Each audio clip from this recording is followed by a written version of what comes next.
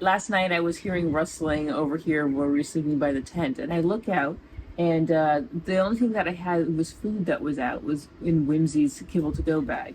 So I looked out, and I all of a sudden I saw this cat, and it wasn't like a domesticated cat. It didn't have big ears. It was small ears. It was a bit squat, and then it ended up running away. This morning when Greg went to check to see what the issue was, looks like it did want to go for the food in Whimsy's kibble to go bag, and she's got the teeth marks here to prove it.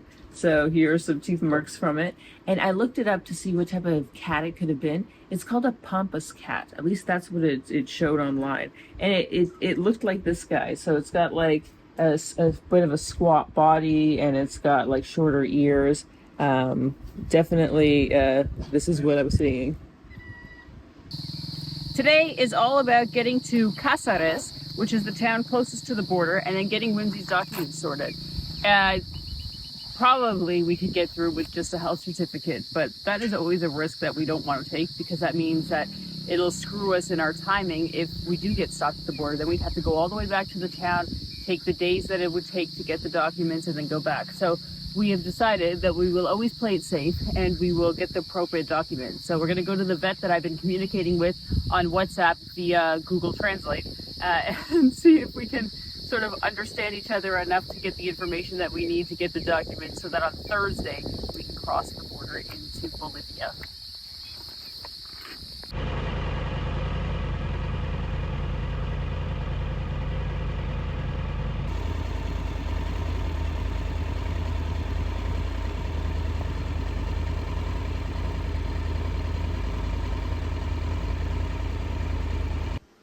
Get it.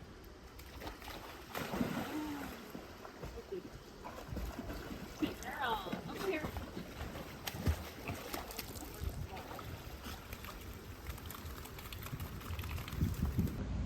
Of all the people that he would be asking to help him figure out what's going on with his phone in Portuguese, I don't think he's thought this through, because we don't even understand what he's saying, let alone what would be on his phone. But I guess he'll look for help wherever it might be willing. And Jessica is definitely a willing helper. There's nobody who is better for wanting to help people out than Jessica. She is a wonderful person, and she's really taken this on as a mission. I still have really no idea if she has any idea what actually she's trying to investigate for this guy, or what problem she's actually trying to solve. But she's making one hell of a good show of it. So Jessica, it's clear that you made an enormous show of helping that guy. Well, It's also clear that you totally failed to help him. Well, okay, so he showed me on Waze. He's trying to get to this thing. He's supposed to drop off something. I don't know which truck is his, but he's supposed to drop off something. So what I did is I looked at his directions. He first showed me in Waze. It wasn't showing up. It was showing up like 160 miles away. And so I looked on Google. I didn't see that address either, that finca that he's going to. There's a farm he's dropping this off at. So then I took Greg's phone and I had the Google Translate to translate the directions on the thing. And I looked up the directions. I found where we are. He's in the right spot. From here, he's supposed to go 55 kilometers to another town, which is not on anything. It's not on Google, on nothing. I can't. So you don't it. even know what direction he's Don't even know. supposed It's to go. 55 kilometers here, there. And then from there, he has to do another 25 kilometers. And then there's a bridge, and then he's supposed to turn left for 5 kilometers, and that's where it is. Like, and I told him to call this. So on the thing, it says like the guy's phone number, Carlos, that he can call. But Carlos, it sounds like he wasn't there. Yeah.